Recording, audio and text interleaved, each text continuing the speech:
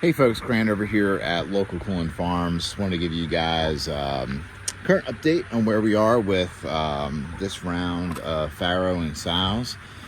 This sow had her litter about 3 days ago, so we're keeping her back into the farrowing barn, and then we just let the two other sows who had their litters 7 days ago and 9 days ago out to start moving around a little bit.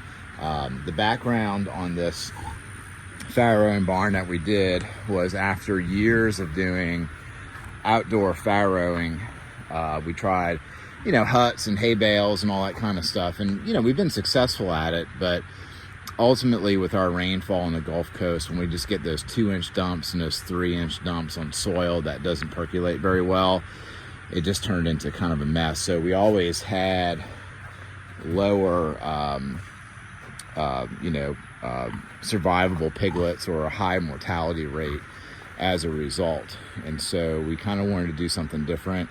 After years also figuring out how many sows we run and our pork sales and how many pigs we had and all this kind of stuff, we kind of currently have it down to 3 breeding sows, and then we can breed them twice a year. And that's like, it can be like 60 piglets per year, on average, something like that. So the specs that I did on the farrowing barn were like the standard humane specs. So we've got 10 by 10 stalls, we've got the feeder, we've got bumper bars, and then we have a drinker in here. And so that's the spec for each one. And we did 3 10 by 10s. So this barn is it's like 12 by 30 slab that we poured for it. So concrete was very important for us, just because of, again, our rainfall.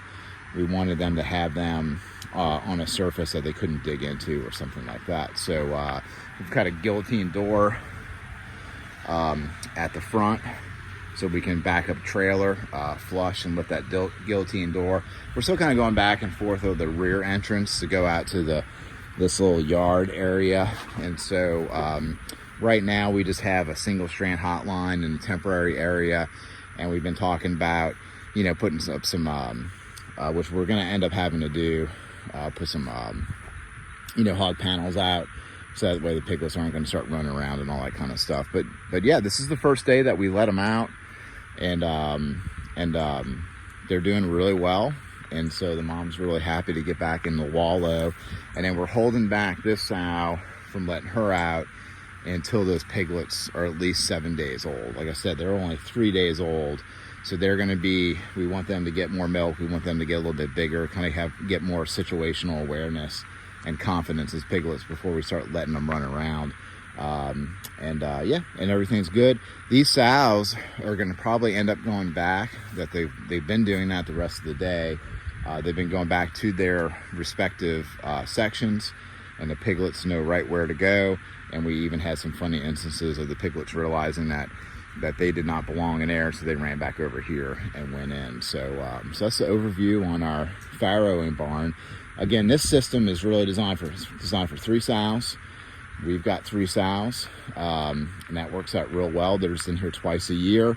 Or you can do more sows, and then you're just constantly using this thing for the piglets to be born in, and then you just start moving the sow and the piglet someplace else. So it's totally worth it. Great success. Our piglet mortality has dropped. We're actually most likely going to wean the number of piglets for the number of tits that the sows have. So we've got one sow's got 12 tits.